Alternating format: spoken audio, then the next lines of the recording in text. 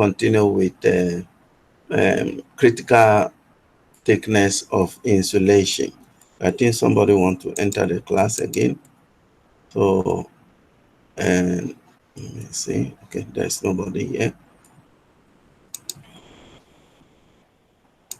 Yes, so we did stop at critical thickness of insulation.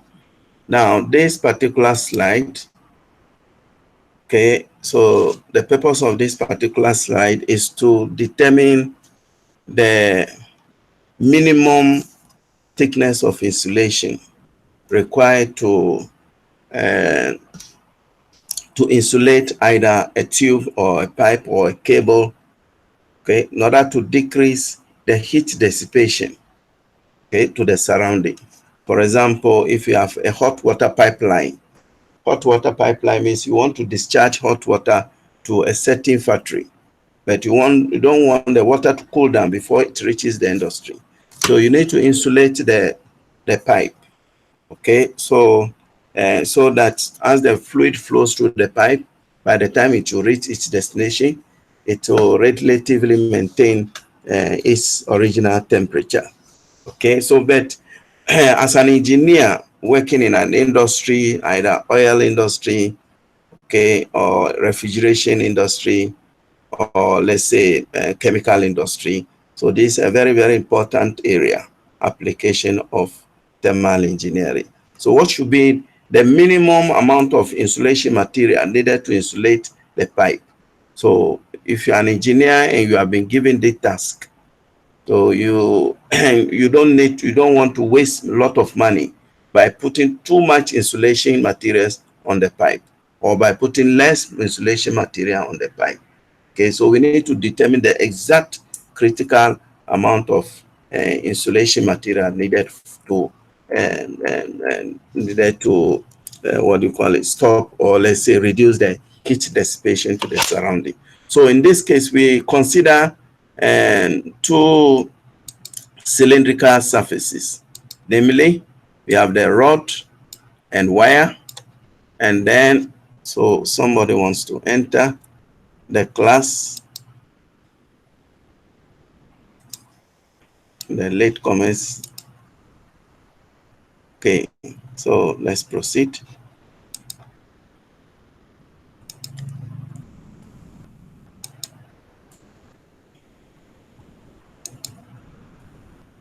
Yes, so we have rod or a wire or a cable, and then we have also a pipe over here. Okay, so if you consider the diagram on the left-hand side, we have a rod or either a cable which has been insulated. Okay, so we don't want any heat to interfere with the cable, so we carefully insulate it. But what should be the appropriate thickness of the insulation material in order to reduce the heat loss from the cable or to the cable? Okay, so that thickness of insulation is going to be with respect to RO. Okay, so RO minus again RI. So the thickness of this insulation, that's what we are interested in. Okay, so now the diagram on the right hand side also gives us, here we have hot fluid, okay, in the pipe, and then the thickness of the pipe is this. Okay, this is the thickness of the pipe, and the radius of the insulation again is given by this for this particular pipe. Okay, then the radius of the pipe is as well given by this. So our main point, okay, with respect to these particular diagrams, two diagrams, is to focus our attention what should be the minimum amount of radius of insulation required to stop the heat transfer to the surrounding. So you see, for each particular case, we have each of the system is being interact with the surrounding air. Okay, so it means that there is a potential, okay, for heat to be lost from the hot fluid through the pipe and then through the thickness of insulation into the surrounding air. Okay, so we are going to use the idea of thermal resistance concept, okay, to develop the thermal resistance, of this insulation material. Okay, now if we consider, let's consider the diagram on the right hand side. So we are going to consider the thickness of this pipe, that the mode of heat transfer. Oh, I'm very sorry. We are interested in only the insulation part. So we're going to consider the thickness of this particular insulation material. Okay, so the rate of heat transfer through this insulation material will be conduction mode. You understand me? So it will be conduction. And then from the outer surface of the insulation material to the surrounding, because we have air being interacted with the outer surface of the insulation material, there will be convection over here. So we are not interested in what happened around the thickness of the pipe. We are only interested in the insulation material. What should be the amount of insulation material needed to prevent the heat loss? So we're going to use conduction situation. Okay, so then it means the thermal resistance diagram for such a conduction and convection situation is represented by this. Whereas this is for the insulation material. So thermal resistance due to conduction in the insulation material, that is Ri. Okay, so that is Ri. And then we have the thermal resistance for the convection situation, that is Ro. So these are the two information we are going to consider. So now, according to the Fourier's law of heat conduction, the rate of heat transfer from the insulation material to the surrounding air is given by Ti minus To divided by the total thermal resistance. You understand? Total thermal resistance means Ri plus Ro. So we can represent this by this. So last time I discussed with you that the thermal resistance for conduction situation through a cylinder is given by this. So we assume the shape of the insulation material is a cylindrical surface. You understand? So it's a cylindrical surface. So it means that it's going to take the shape of a cylinder. So the equation for the appropriate equation for the cylindrical surface should be with respect to the thickness of the insulation material. So here we have it.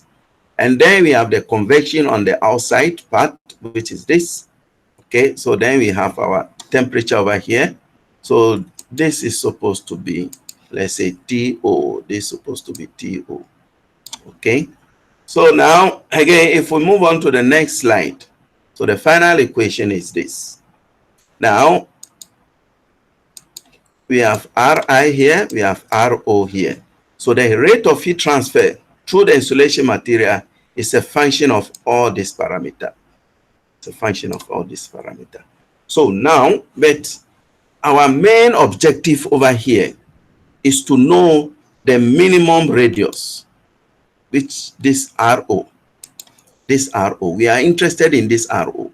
So we are going to assume all other parameters are constant, namely Ti is constant, Ri is constant, and the what do you call it, the heat transfer coefficient and the surrounding also is a constant term. K is constant. All other parameters are constant except Ro, which is changing. Okay, so in this particular equation, where we have this, we will discover that if we let all these other parameters to be constant except Ro, if we increase Ro, as Ro increases, what will happen to this denominator part? The whole of this is going to increase. The whole of this parameter will increase. So eventually, this will also increase. You understand me? So if you increase Ro, it means that Ri is going to increase. So if Ri increases, then it means that the whole of this denominator is going to be affected. Okay, so that the value of the denominator term is going to increase, and then eventually the heat loss is going to reduce. But on the other hand, if we look at the convection part, for the convection situation, as Ro increases, the denominator part in this equation also increases. So the whole of this becomes a smaller value. So this one will decrease, and then this one is going to increase.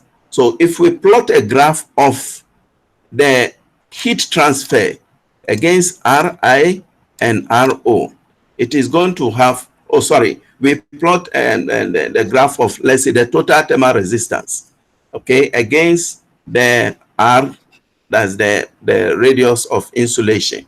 So what we discover over here is that this particular value is representing the total thermal resistance.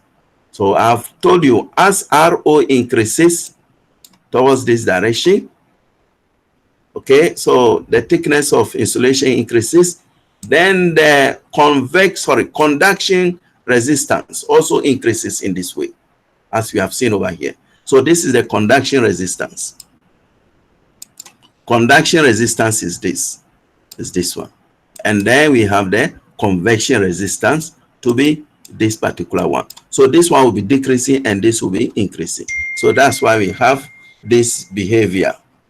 Okay, we have this particular curve. This is increasing, but the convection resistance is decreasing in this way.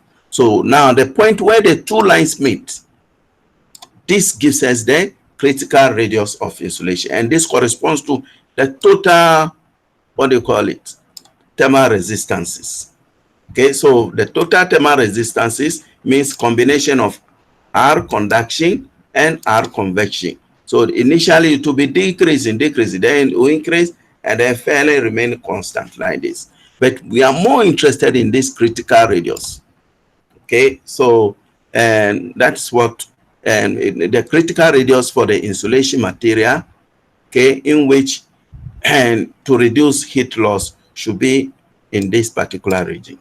So now, how do we determine numerically this particular RO? You see, this is a polynomial curve, or let's say a parabola, in this way. In order to find the maximum turning point on this particular curve, then we have to differentiate this function. We have to differentiate the total thermal resistance, and that function is given by this. If we differentiate this function, if we differentiate the whole of this function, okay, with respect to RO only, then the final equation is going to result in this way. So we are not interested in whatever result we have, or how the integration is being done, but the important thing is that we will have two brackets. Let's say if we have, we know that in calculus, if you have two brackets like this, which are equal to 0, okay, so either this one equals to 0 or this one equals to 0. So we are going to take what is in this bracket, the whole of this equals to 0, or we can have this equation which is in this other bracket equals to 0. So when this equals to 0, then the whole thing will become equals to 0. So we are not interested in this particular equation. So much interest is this particular one.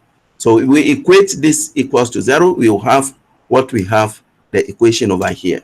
So we are rearrange this equation, namely we cancel the, what do you call it, the RO terms. So eventually we will have R critical equals to K divided by HO. So it means that as an engineer, if you are working in the industry, and let's say you want to determine what should be, maybe your boss tell you, oh, please, Mohammed, we want to lay, let's say, an air conditioning duct. So, but we want to go to the market and buy some insulation to insulate the air conditioning duct, so that there wouldn't be any heat gain by the cold air in the air conditioning duct. The first thing you need to do is to find what should be the critical radius of the insulation material. So that means you need to determine the thermal conductivity of the insulation material, and then we need to find the heat transfer coefficient. So the ratio of these two is going to give you idea about the minimum radius of the insulation material, so that it will reduce heat loss to the surrounding in this way. So we have concluded by saying that, you see, if we look into this equation, if RO is greater than R critical, okay, RO is great. R critical means this is the minimum radius of insulation you required. But however, if RO is greater than R critical, this is also good. This is very good, because this will reduce more and more heat loss to the surrounding. But if RO is less than R critical, this is where the problem lies. So it means that there will be heat loss, continuously heat loss to the surrounding. You understand me? So because the thickness of insulation is much, much less than the critical radius of insulation. You understand? So this completes this section, and sorry, this part of the slide related to critical radius of insulation. So I'll move on quickly to finite difference method, okay, of heat conduction. So it's a very interesting area, which maybe most of you will like eventually. In the previous semesters, normally at almost every semester, either in tests or final exams, there are questions related to this. Okay, so I'll discuss this slide, try to complete it today, and then I'll find a way in which we can be having interaction or tutorial interaction like this. Okay, so this particular slide is devoted to a two-dimension heat transfer, okay, in, let's say, a rectangular flat surface. Okay, so let's consider this particular rectangular surface. So it's an irregular shape object. However, we divide it into different grades. So this is something like a grade. Okay, so and the distance, or let's say the coordinate of this grade, are equally divided into, let's say, x coordinate is this, and then the y coordinate is also given by this. Okay, so for each particular point located on this particular object, this is called a node. So the green dotted over here, this is a node, this is another node, this is another node. So this is a node. However, this particular node, okay, see, this node is surrounded by 1, 2, 3, and 4 nodes. These nodes are connected to this. This is also connected to this node. This is also connected to that node. And then again, this node is also connected to the middle node. So this is what we call an interior node, because of the fact that it has 4 neighboring nodes connected to it respectively. Okay, so if we consider, let's say again, for example, this particular node, this node is not an interior node because its geometry is not completed. So it has, its neighboring node is this node and that node. It has no node on the negative y-axis. You understand me? So it is not an interior node. Later on, I will go into details about this node issues. Okay, so now let's say we take a reference node. Okay, we have a reference node over here whose coordinate is mn. Okay, mn means we locate a point, okay, which is known as a node, and it is known as mn. And there are neighboring nodes. Let's say node number 1, node number 2, node number 3, and node number 4. Each of these 4 nodes, they are transferring heat onto this node. They are transferring heat of magnitude. This is also transferring heat of magnitude. This towards this node. This is also transferring heat of magnitude. This onto this node. But what is the displacement? The distance between this particular central node and its neighboring node. If you move to the right of this node, it is m plus 1, comma, n. That's the coordinate, the displacement. Similarly, the displacement of this node is given by m, comma, n minus 1. And then the coordinate of this is m minus 1, comma, and similarly m, and then again comma n plus 1. That's the top node. Okay, so this is the characteristics of the individual nodes that we have been discussing. Now we will switch over a little bit to differentiation. Okay, partial differentiation. Now in differentiation, we know that if we have a function f of x, okay, f of x is just like calculating the gradient of a line. Let's say we have on this particular graph, we want to determine the gradient of this curve. Okay, so it's not a straight line. If it were to be a straight line, it would be exact value for the gradient. But since it is not a straight line, we just have an approximation. Approximation means that we take a displacement from this particular point. Okay, the horizontal distance is delta x, and then the vertical distance is given by delta f. So the gradient of this line is the vertical distance divided by the horizontal distance.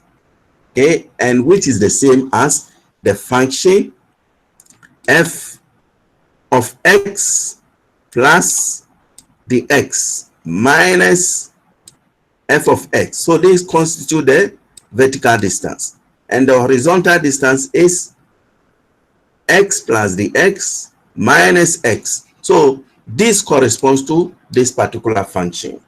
You understand? So the gradient of this line now is given by this particular function. Okay, similarly, as delta x approaches 0, so then this function will be approximation. So we are using approximation because this is not a straight line. So it is somehow it's a curve. Okay, so we need to use approximation situation over here. Okay, so now and the next slide. Yes, so again in the next slide we will have again another graph. This time we have a certain, so if this grid is subdivided into m sections of equal length, okay, so m section of equal length, so we have so we have, and we locate 3 points, 1, 2, 3 points on this particular curve. And what we do is that we divide it into smaller section. Means that so somebody again is coming.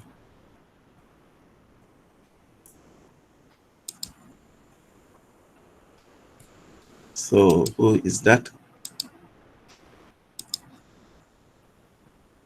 Okay, so I hope he's just joining now the class.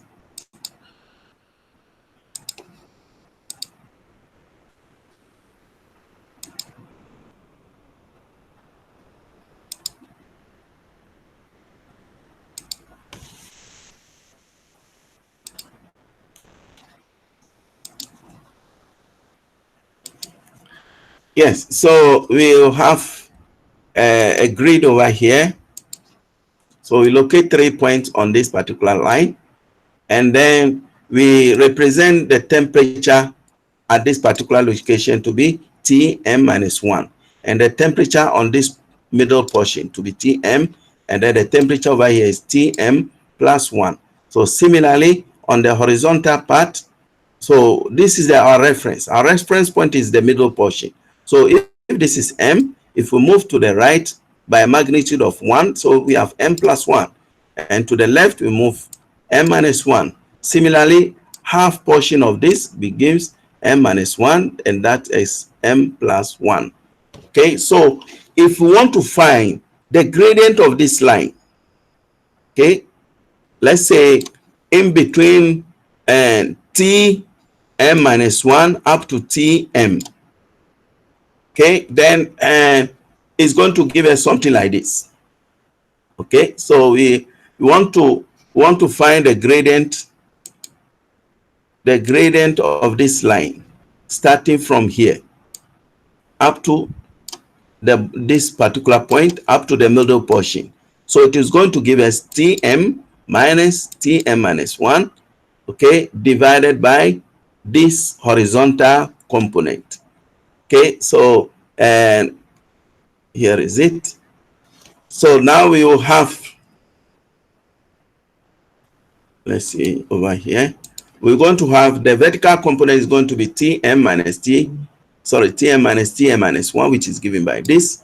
And the horizontal component portion is the same as delta x, so which is given by this. Okay, so this gradient is taken in the neighborhood of m minus half, which is this. Similarly, if you take the gradient in the neighborhood of m plus 1, it is also going to give us this function. Okay, so the approximation, so it means that anytime you want to find the gradient of a line, you can still use this particular differential equation, which is Tm plus 1 minus Tm divided by delta x. Understand? So these are the gradient of the individual lines. Now, if I want to find the second derivative, you see, this is the first derivative of this function. It's given by this. If I want to find a second derivative, then again, I need to differentiate this function with respect to temperature and x, again, like this. Okay, so the second derivative is going to give us this. So second derivative means we are going to differentiate this function again. Okay, so minus the differential of the, again, the negative portion, all divided by delta x. So now if we rearrange this equation, eventually we will have the square t over the s square equals to t m minus 1 minus 2tm plus tm plus 1 divided by delta s square. So, and at this portion, maybe it will be a bit difficult for you to understand, but by the time we will start solving questions, this will become clear. Now, the delta s comes in because of the fact that we have delta x over here, delta x, this goes to the denominator part, and then it gives us delta x squared. You understand? So if you subtract this equation from this equation, then it will be written in terms of delta x. So then we can multiply by this denominator portion, and then it will be okay. So now let us move on. Similarly, if I want to find the square t over the y square, I don't need to repeat all these things again. Just have to, again, denote wherever we see m, we represent by n. You understand me? And wherever we see x, we also represent it by y in this way. Okay, so now if we go back to, so 1 minute. So if you go back to this particular equation, okay, where I think most of you are aware of this particular, this equation is coming from the equation for three-dimensional coordinates, okay, in rectangular and axis. Okay, so we all know that this equation, as far as it is concerned, okay, it is a steady state condition with heat transfer in only one-dimensional axis, and then with heat generation.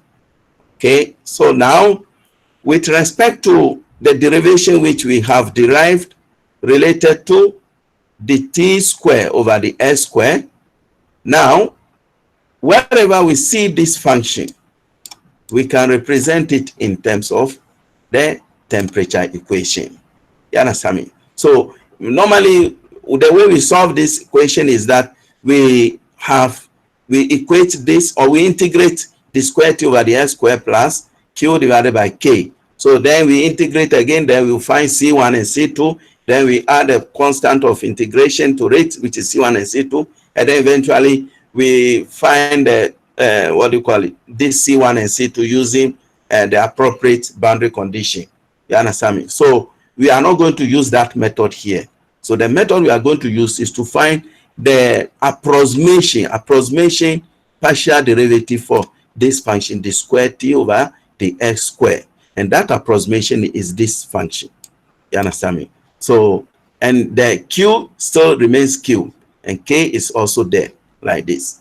So now, let's see over here. Again, we have, this is a two-dimensional situation. For a two-dimensional situation, wherever you see the square T over the X squared, you just represent by this function. And wherever you see the square T over the Y square, that will also be represented by this function.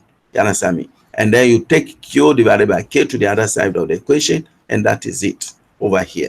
So the whole of this, what we have been discussing all along, is related to what we call a central node. So a central node is a node where its neighboring nodes are this: 1, 2, 3, and 4 in this way. So these are transferring here to this. This also transferring here to this. This also transferring here to that. This also transferring here to the middle portion. You understand me? So only in two-dimensional coordinate system. Okay, so we can solve this equation. Okay, and eventually what we get is this. Okay, so because we assume that delta y, if delta y equals to delta x, so delta y equals to delta x, then it means that this and this will be the same. So we can multiply through by delta x. So the delta x will come over here. And that's what we have over here. See? So, yes, that's the delta x over here. So now, there is also another method for generating this particular equation. There's also another method. So the next method is to use the Fourier's law of heat conduction. Okay, so Fourier's law of heat conduction states that Q equals to minus K, the AX divided by, dt times dt over the x, where A equals to delta Y times 1. So here the area across which the heat is being transferred is given by delta Y times 1. And how do we determine this delta Y times 1? So 1 is the thickness of the rectangular surface. So it is thickness of the rectangular surface. Okay, so if we observe carefully over here in this diagram, yes, that is B over here. That's the thickness. This B is the thickness. You understand? So the B over here is the thickness. And then we have delta Y. This could also, yes, this is delta Y. Okay, so and then the thickness is, you can say B. So that if you want to find the heat transfer area, okay, so it is this shaded portion. It is this, the thickness, which is equivalent to 1 times delta Y. You understand me? So that's the heat transfer area. Okay, so later on maybe it becomes very clear to you when we start solving questions. So now, similarly, for the Y component also, okay, the Fourier's law, again, we will have AY equals to delta X times 1. Now, if we go by the Fourier's law again, then we can have a situation like this. So this is the magnitude of the heat transfer to the left of the central node. Okay, so if we have, yes, we have our central node over here. Okay, so this is our central node, and we want to account for the heat transfer from this node towards the central node. So the reference point of this is m minus 1, comma n, and that is it over here, m minus 1, comma n. So then the rate of heat transfer will give us the K times the area. So the area here, this is supposed to be delta Y times 1, but we don't bring the 1 because 1 times 1 is 1, 2 times 1 is 2, like this. So we don't bring all those things. You understand? So like this. So it is delta Y, then into bracket T. Yes, so it is the temperature that is transferring the heat So maybe I should sketch over here. Yes. So this particular point is what we are discussing now. It is transferring the heat towards this middle portion. You understand me? And the temperature, reference temperature over here, it is Tm, Tm minus 1, comma, N. And the temperature at the middle portion is this Tm. So it is this temperature minus this temperature over here. So that's what we have over here, divided by delta X. So how do we determine this delta X? So you see, the primary thing we need to do over here or consider is like this. Let me sketch again this geometry. I have this line like this. So I'm not drawing it clearly. Okay, so the distance from here up to this portion is delta X. Again, the distance from here to this portion is delta X. The distance from here to that portion is delta Y. The distance from here to this portion is delta Y. Okay, so now what we normally do is that we divide this portion to 2 equal parts and divide this also into 2 equal parts. This also we divide, this also we divide like this, so that we can have a situation like this.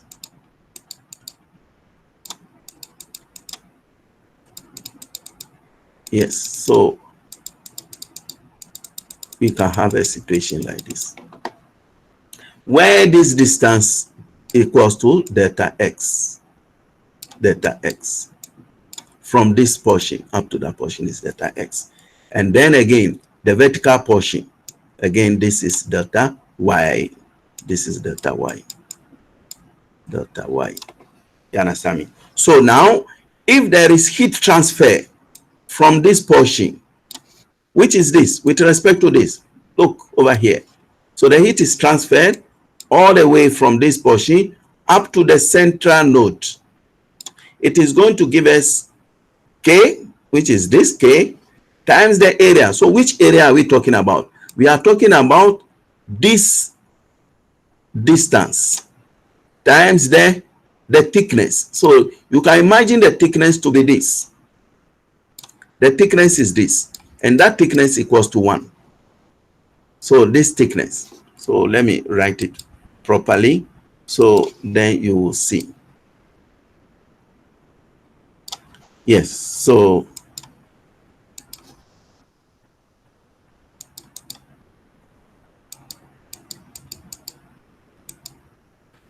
see, so now the thickness is this thickness, and that thickness is 1. This distance is delta Y. So the area that we are considering is this shaded area that I'm talking about. So times, so it will be delta Y, this delta Y times 1 gives us the area. Let's say delta Y times 1. Delta Y times 1. So this is really challenging for me to handle this mouse. So it is not me who is doing it, but the setup in the office, Microsoft Office, is not so easy to handle it. So we have delta Y times 1, which equals to the area. Okay, so that equals to the area, and that's this. So we don't bring the 1 because delta Y times 1 is same 1. So then times, now look over here, the temperature at this portion, which is this, minus the temperature at the middle portion, which is again this, divided by delta X. So how do we determine the delta X? The delta X is this distance. You understand me? So now if we want to look at the heat transfer, so this is very important for us to appreciate and understand. Again, if you want to look at the heat transfer from the right side of the node, so then we can have a situation like this. So we can have a situation like this. So unfortunately, I don't want us to have a break because some of you will be losing their data whilst we are maintaining it. So I'll move on quickly and then we can finish and then save your data in this way. Okay, so try to bear with me. So we have the pen. Yes. Okay, so now we are considering the heat transfer from this portion towards the middle portion. Again, we divide into half like this. Okay, and then we divide into portion like this. So where this belongs to delta y, this is delta x. Okay, so the area across which the heat is coming from this portion is this delta y times 1. The 1 is the thickness, you understand? So it is going to give us k times delta y. Delta y is delta y. Delta y is this vertical distance times 1. We don't bring the 1. And then times T, the temperature to the right is this temperature, minus temperature to the left of this node, which is this temperature. So divided by delta x. What is this delta x? That's the thickness through which the heat is being transported. So the heat is flowing all the way from here. So this is the thickness. So that is delta x. Understand? So the same thing if we come to the top. So the top portion of this node. So the heat is transported onto this surface through this length. Okay, but again, the thickness of this is given by delta x times 1 again. So then we'll have k times delta x, then tm, so n plus 1, which is this, the temperature over here, minus T at the middle portion. So the same thing applies to the bottom part, which is the Y. So if we add all this, we sum all this heat transfer towards the central node, it gives us this equation. Yes, so this indicates that there is heat generation at the there is heat generation at the node, at the central node. There is heat generation. So that heat generation, we have to multiply it by the volume. You know that the unit for heat generation is Q per unit volume. So let's see. Very important for us to understand this. So, sorry. Yes, so the heat generation per unit volume, where is it? Okay, so maybe we will come across that later on. But this Q is W, okay, divided by meter cube. So how do they come about this area? Let me show you. So the area comes about like this. We have the middle portion. So as usual, we divide into sections like this. Okay. So with respect to this, so this is the heat generation. The heat, this is generated over here. So how do we determine the volume of this? It is simply this vertical distance times the horizontal distance, which gives us the area times the thickness. The thickness is 1. Okay, so in actual fact, we should put 1 over here. So, but this 1 does not have any influence on delta x and delta y. So that's why we didn't bring the this particular information over there. So now, if we sum up everything, we will have, yes, the final equation is going to be this. So we sum up all this and cancel all the terms up. Then we are going to have the final equation to be this. This equation is what we call the equation for a central node. Now, let me explain what I meant by that. Whenever you have a central node over here, let's say a central node whose temperature is Tm, And then you have neighboring node. Let's say this is 10, this is 2, this is 8, and this is T. Let's say T. Let's say if you want to find this temperature, or I'll say TM n minus 1. If I want to find this temperature, it is, and since this is a central node, it is going to give me 10 plus 2 plus 8 plus the temperature to the bottom over here, which is T m n minus 1, okay, minus 4 T m n m n m n. Okay, this should be equal to the whole of this. So this is how to account for it. Whenever you have a central node means that it has neighboring node 1, 2, 3, 4. So you just need to use this equation, okay, to determine the temperature at the central node. Okay, so let's see over here. Let's look at this particular question. We are told that a final difference modeling of a square plate. Okay, so, and the dimension of the plate is this, thermal conductivity is this, has a phase maintained at, so that this phase is 100 degrees Celsius, 500, 100, this 100, again this is 100. So we want to calculate the temperature at various nodes. So we need to determine and distribute the nodes. So it is not up to the student to develop the node. The nodes will be given to you. So don't get scared or worried about this diagram. You understand me? So the final node is this. So again, somebody wants to enter the class.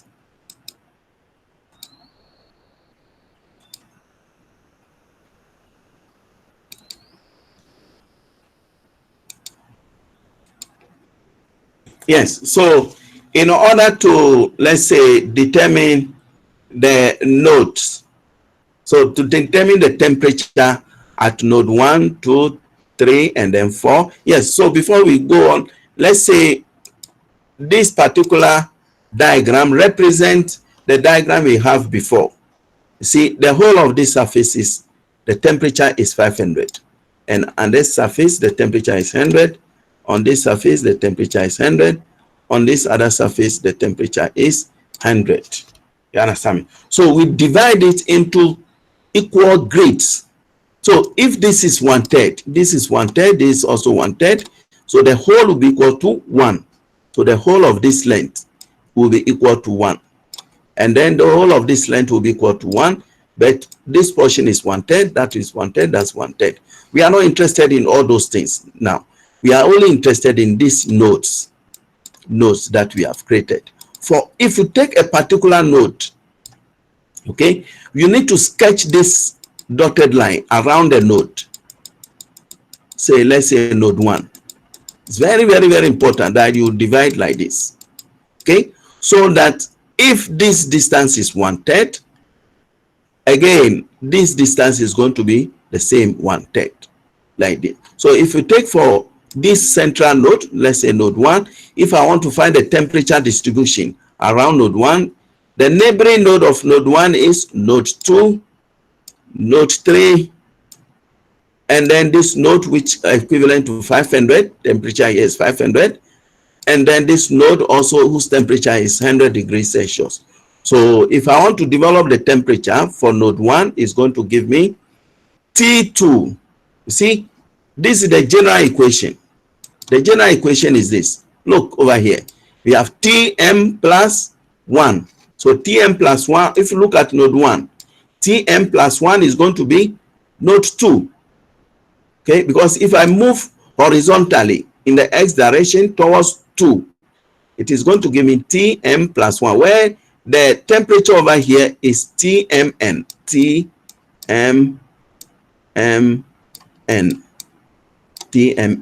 So if I move to the right, then I have to add 1 to this. If I move to the left, I need to subtract 1 from this. So that is it.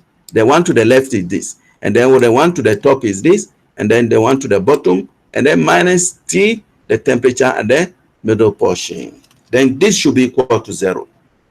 So this, it means that we have T2 over here plus temperature at the left side. Temperature at the left side, this one is, we know already, it's 100 degrees Celsius. So immediately we add.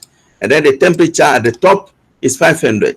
And then the temperature at the bottom, which is with respect to T3, this, and then minus 4T1. Similarly, if I want to determine for node 2, I'll have the temperature for node 2. The neighboring node of node 2 is this node. So the temperature over here we know to be 100 degrees Celsius. And then is again over here, the temperature over here is 500. Then we have T4 and T1. So it is going to give me 100 degrees Celsius, which is the temperature on the right side, plus T1, which is this temperature at the left side, plus 500 temperature at the top of node 2, plus T4 temperature at the bottom of node 4, minus 42. So this central node. So the same applies to the rest of the nodes like this. Okay, so then eventually you have to solve for T1, T2, T3 using either matrices. So I'm not interested in going through these matrices. So your final exam or whatever it is, you'll be giving the question in such a way that you will not need the issue of matrices. Now, also, I'm not going to discuss this particular one. So if you have your slide with you, you can move very fast. Okay, so to this portion. So important areas I'm going to highlight on. So now here, let's see, we have temperature distribution on a rectangular surface like this, whose nodes have been defined. We have node 1, node 2, 3, 4, 5, 6. Okay, so these are the interesting nodes we are in. So these are the nodes whose interest we want to, or whose temperatures we want to determine. Okay, so if you consider node 3, so I've told you for each particular node, let's say if you want to consider this node also, you need to carefully divide this into 2, like this, into portion like this, so that if this distance is delta y, okay, so half of it is going to be delta y divided by 2. You understand? So now again this distance is delta y, then half of it is going to be delta y divided by 2, but the whole of this is delta y, and this is delta x. Similarly, this is delta y, this will be delta x. So it means if you want to consider this node, that's what you have to do. So because we want to consider this particular node, and since to the left of node 3, this is an insulation material, then there is no heat transfer from here towards this node. So there is no, we are not going to divide this particular section. So the division will only affect this portion. Okay, and then its neighboring node is node 4, node 1, and node 5. So we need to consider the rate of heat transfer from node 1 to node 3, heat transfer from node 4 to node 3, heat transfer from node 5 to node 3. Okay, so there is no heat transfer from here because it's an insulation material. You understand? Okay, so now, like I have told you, this is the division. Okay, so this whole is delta y, and this is delta x divided by 2. Okay, so we divide it by 2 because if there were to be a node over here, then we could have something like this, and this could have extended up to this portion, and then this would have been, the whole of this would have been delta x. But since there is nothing over here, it's an insulation, there is no heat interaction, so then we stop over here and then say this is half of this distance. You understand? So like this. So again, if in order to develop the equation at node 3 based on the Fourier's law of conduction, then we're going to have we equate the whole of this to 0 because there is no heat generation. That's why we equate it to 0. Okay, so we will have hello? Any question? So we are almost done. Try to be a bit patient. I would like us to finish. Yes, any question? Understand, sir. All right. So proceed then. So now we will have, if we want to consider this particular node, the heat transfer towards this node. So first we will take node 3. Node 3, where is node 3? Yeah, this is the central node whose this thing we are interested in. Okay, relative to node 4, node 4. So node 4 is this. So we assume that there is heat transfer from node 4 all the way to node 3. So now it is going to be, according to the Fourier's law of heat conduction, heat will be transferred from here all the way towards node 3. But what is the situation? It is given by Q equals to minus K, or forget about the minus sign, because eventually we are going to take the, when we push the negative sign inside, it's supposed to be T3 minus T4. But when you put the negative sign inside, it's going to be T4 minus T3. So I'm not going to use the negative sign again in this situation.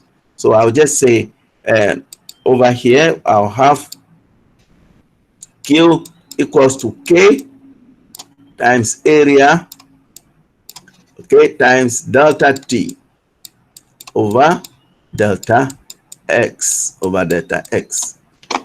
All right. So now we are considering this from 4 to 3. So now our K is there already. So what about the area? So the area is such a way that the heat is coming all the way from here onto which surface? This surface. So the thickness is this. This is the thickness. So the area is going to be delta Y, which is this distance, times the thickness. So the thickness could be D over here. So we're going to have delta Y divided, delta Y times B. I'm sorry. So I'll write again K times delta Y, okay, times B. Okay, so that gives us the area across which the heat is being transported. Then times into bracket the temperature at state 4, which means T4 minus T3, all divided by this distance, delta X, this distance. So the whole of this distance, that's the thickness. So normally this is supposed to be L, right? Or it's supposed to be delta X. This delta X is this distance, the distance through which the heat is transported. So this gives us delta X. So we have K, delta Y. In most cases, B equals to 1. So we will leave it as delta Y like that. Okay, so that's what we have over here. So we have K delta Y times B, and then T4 minus T3 divided by delta X. Then for the top portion of what? The top portion of T3. So the top portion of T3, so it's a bit tricky. Try to understand over here. So for this top portion, we will have a situation like this. So we have the heat is transported. So the heat is transferred from state 1 all the way towards state 3. But look, because of this insulation sign, we are not going to, there is nothing area. The area does not affect the heat transfer. So the area, so we are supposed to take the whole of this to be delta X. So but because of this insulation, we take only half of it. So it means the thickness is this. This is the thickness. So it is, the area is going to be half delta X times B, and B is the thickness. And the thickness is the same for all situations that you take. So we have K over here, then we have delta X divided by 2 times B, that gives you the area. Then we have delta T. Delta T is going to be T1 minus T3, then divided by delta X. So here over here, the thickness through which the heat is transported is delta Y. You understand? So because it is moving in the Y direction all the way from here. For the other one, it was moving in the x direction. So that's why we have delta x over there. So here we have delta y over here. Similarly, for the last part, so for the last portion, we have heat is being transferred from state 5 towards state 3. Okay, so again, we will have, for this portion, we have the heat is transferred in this direction from this all the way towards state 3. So again, the thickness is going to be this. This is going to be the thickness. So again, it's going to be B. Okay, so the thickness will be B, and then the area is going to be, this will be delta X divided by 2 times the thickness. Okay, so then the thickness through which the heat is flowing is, again, that will give us delta Y. So that's why we have this. So if you sum up all this, now, very good. So to the left of this 3, so the temperature, sorry, the heat transport is 0 because it's an insulation material over here. So there is no heat transported from this point to the state 3. So that one equals to 0. That's why we have this Q m minus 1, okay, comma n equals to 0. So now we need to simplify this equation, so in order to determine the temperature. So mostly here we allow delta X to be equal to delta Y. So then the equation becomes much simpler. Okay, so quickly let us look at this particular question. Here we have, perhaps this is going to be our last question for this particular session. So now here we have a steady state 2-dimensional heat conduction in L bar. So now here we have introduced a new term. So here we have convection taking place across the rectangular, okay, ruler, something like a slab. So we have convection taking place on the surface, and then we have heat flux. So I'm going to touch only on the important areas. So we are going to take node by node, and then we will assess them. What is the heat transfer, okay, relative to each particular node. So if we take, let's say, node 1, yes. So let me see. So heat is transfer, it's the steady state or 2-dimension. So heat generation is constant or whatever it is. So these are not so much important. Now, if you look in this diagram, so the only node which has an interior node or a full node is node 5, because of the fact that the neighboring node for node 5 is node 6. Neighboring node for node 5 over here, 11. Again, this is 2. Again, this is 4. But if we consider, let's say, node 2 is what we call a half node. It is a half node because its neighboring node is node 3, node 1, and then node 5. There is no, it doesn't have any node in the vertical direction. You understand me? So it is not a complete or a full node. Okay, so it is what we call a half size node. Okay, so and then we have the corner node as well. The corner node is node 1. So corner node is node 1 because the neighboring node of node 1 is node 4 and node 2 only. Okay, so if we want to determine, let's say, yes, so here we are told that the temperatures at the bottom portion is the same. Okay, so and equals to 90 degrees Celsius. So in order to determine the energy balance for node 1, yes, let's consider this. So for node 1, again, we have to rely on the Fourier's law of heat conduction and then the Newton's law of cooling. Okay, at node 1, first we have convection taking place. Okay, at node 1. So maybe I should sketch it properly like this. Okay, so this is node 1. Okay, so I have it node 1 over here. So this is node 1. And its neighboring node, we have node 2 over here, and we have node 4. So we divide this into portion like this. Okay, so this is delta x divided by 2. This is delta y divided by 2. However, there is convection happening over here.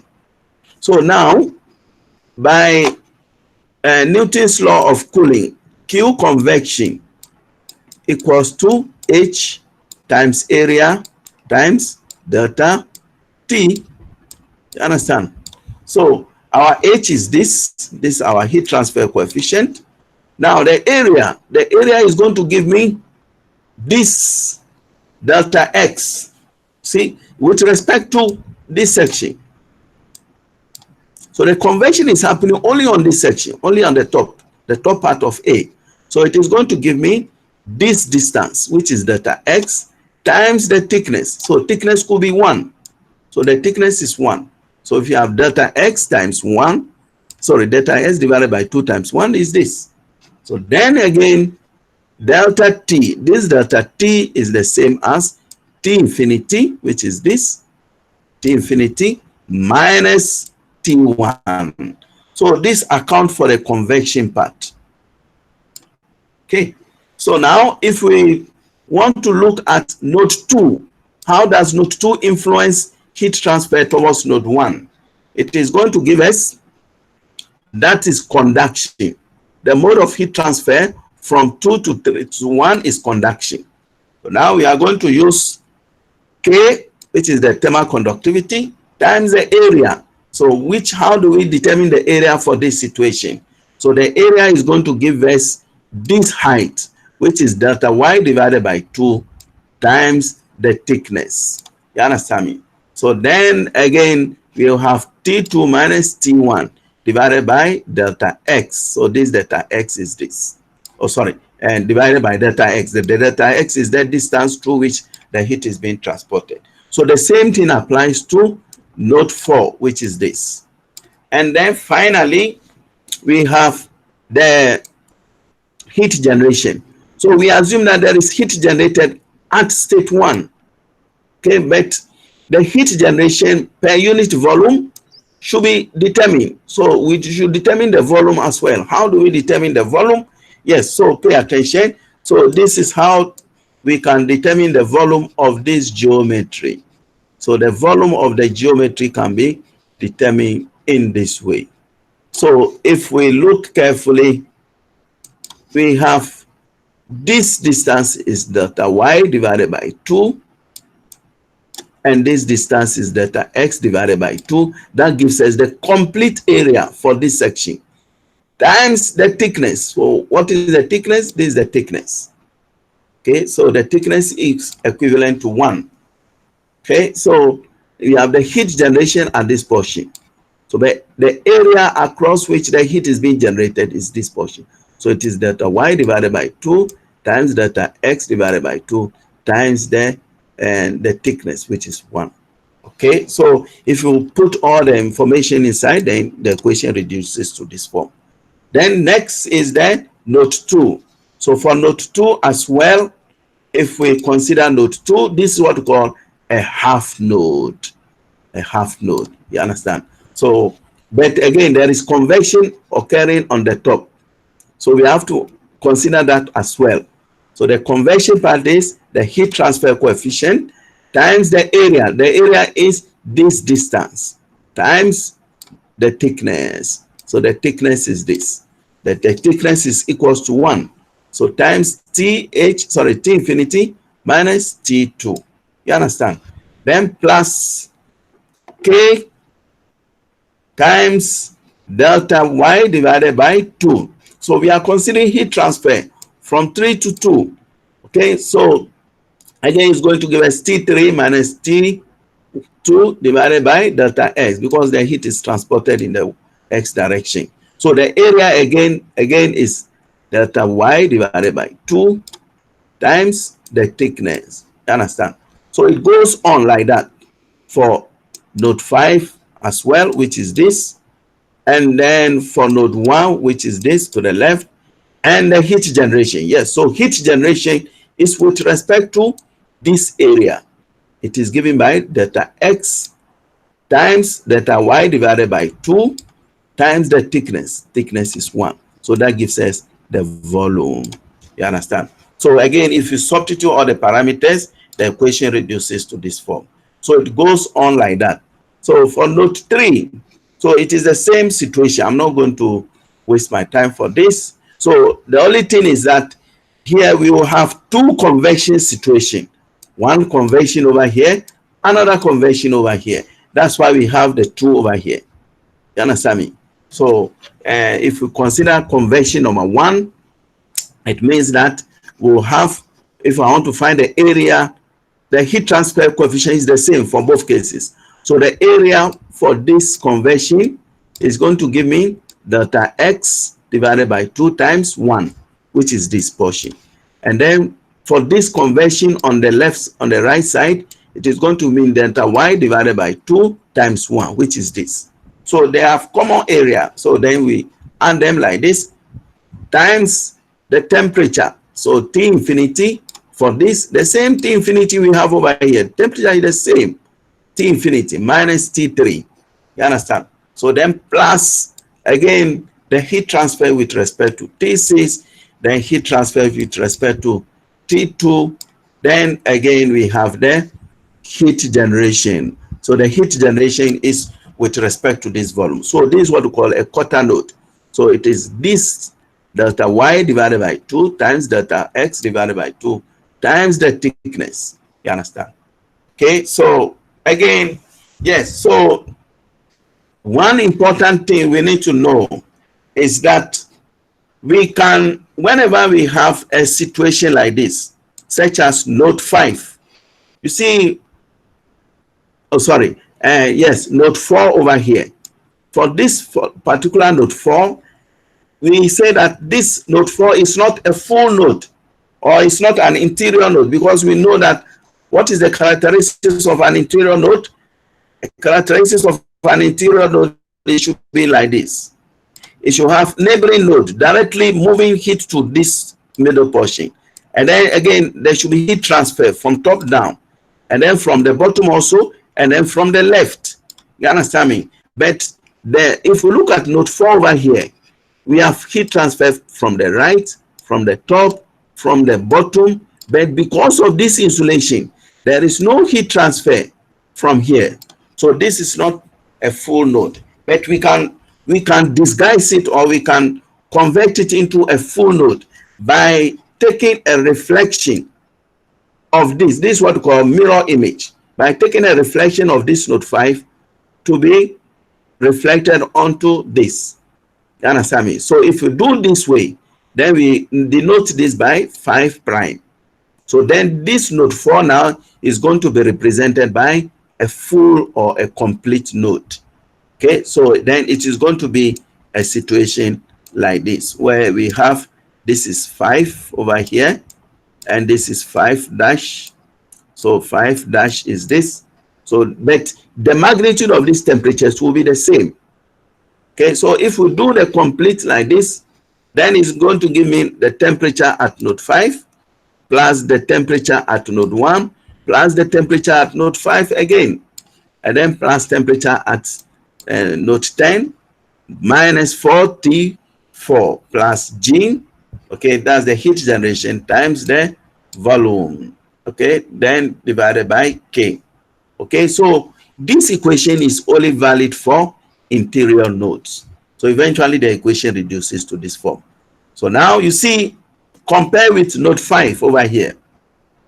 Node 5 over here, there is no doubt this is a complete interior node.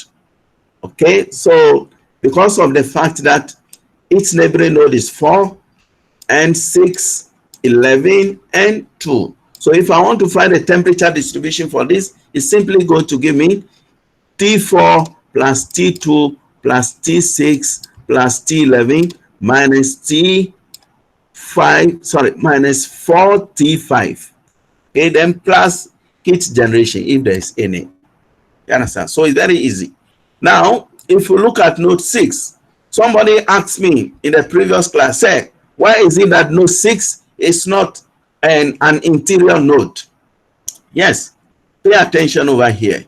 if you look carefully at note 6, we have convection taking place here and this portion. Okay, so we cannot consider it to be a full node. This is what we call a three-quarter node.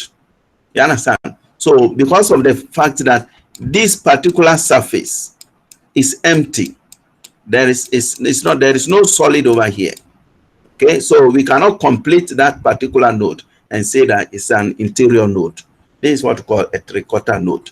So it means that if I want to find a heat transfer with respect to node 6, so I have to consider node 7, node 12, node 5, node 3, and then also the convection part. So be careful over here. We have convection on the horizontal part and convection on the vertical section. So it's going to give us something like this. So eventually we'll have, if we consider the convection situations first, we're going to have this particular height, which is delta y divided by 2 times the thickness. Thickness is 1. Okay, so that is delta y divided by 2, which is this one. Okay, times 1. So that is the area. Okay, so then the area, then times the heat transfer coefficient, which is this. Okay, then if you consider this portion also, delta x divided by 2 times 1. So the thickness is 1 again over here. So then we will have this situation like that. Times the temperature difference, T infinity minus T6. T infinity minus T6. Okay, so then plus now this and T7, temperature at say 7. Again, is transferring heat from state 7 to state 6. So again, we consider this area. This is only the area across which the heat is being transferred. So it is delta y divided by 2 times 1. 1 is what? The thickness. You understand? In this way. So then we have T7 minus T6. So it goes on like this. So finally, we will have the heat generation is given by this.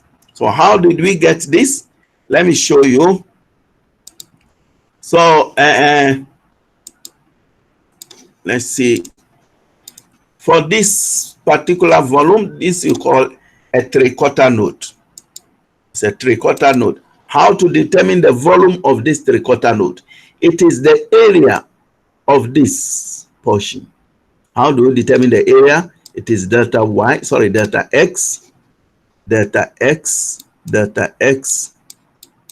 okay, times delta y divided by 2. Delta y divided by 2 plus this area, and this area is simply, it is nothing, it is delta x divided by 2 times delta y divided by 2. So if you solve this carefully, it is going to give us 3/4 times 3/4 times delta x times delta y. You understand me? So this is what we refer to as three-quarter node. Now, I will not discuss this. So this is the same as the previous slide. So important one, I'll move on to node 9. Yes, so this is a very important area. So for node 9, we have over here, for node 9, we have convection situation on top of node 9, and then we have heat flux, okay, coming from the right-hand side of node 9 towards this surface. So now if you want to find a heat transfer distribution with respect to node 9, it is going to be the convection part first. So the convection is given by Q equals to HA times delta T. So H is this. The area is going to give me delta X divided by 2. Okay, delta X divided by 2. And then times the temperature difference. So temperature difference means T infinity minus T9. You see over here. Plus, again, so now this is the heat flux. This is a heat flux. So how do we determine the heat flux? The heat flux is the rate of heat transfer per unit area. So the heat is being transported onto this area. What is the area? It is delta Y divided by 2 times the thickness. Thickness equals to 1. You understand? So this is the heat transfer, the heat flux. Then plus the heat transfer from node 15 up to node 9. Then finally, the heat transfer from node 8 up to node 9. Then we have heat generation over here. So how do we determine the heat generation, the volume? It is this distance, delta x times delta y, sorry, delta x divided by 2 times delta y divided by 2 times the thickness. Thickness is 1. So we don't bring the thickness. So if you substitute all other parameters, equation reduces to this form. So eventually, all these temperatures, node 1, node 2, node 3, node 4, up to node 9, we can determine their equations, okay, for each particular node in this way. So now it is up to us to determine the temperature T1, T2 based on whatever tool is available. Okay, so either you use matrices concept or you use whichever computational you want to use for this particular calculation. But mostly final exams, quiz or test, we give only maybe minimum and maximum number of equations, maybe 2 or 3 equations only. So we don't bother the student with so much equations like this for them to solve. So this is primary elementary mathematics. So and we are not interested in testing your brain on that. So important concept is the temperature or the heat transfer with respect to each node. Okay, so this is the end of the slide. So if there is any question related to the presentation so far, you can let me know. Okay, so then we can discuss.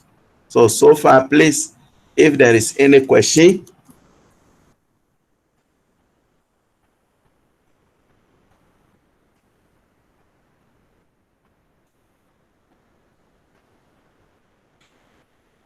Or if there is any question, please, it is time for Q&A now. You can ask me. Okay, yes, so I know it is a bit difficult for some of you. Okay, so I'll try to find a platform where I'll edit the video and then upload it on YouTube. And then at the appropriate time, maybe you can replay the video again so that those of you who do not all came to join us late, you can have the opportunity to again listen to the lecture. Okay, so and we will again, I'm thinking of a platform where we can have maybe online direct question solving. Okay, so that things becomes easy for all of us. Okay, so if there is no any question, I'll assume that you are okay at this particular point in time. Okay, so is there any question so far? RP, any question?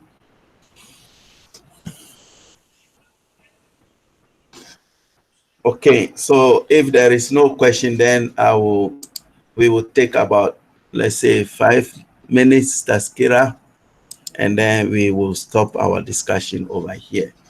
Okay, so I will start with about 5 minutes, Taskira, over here.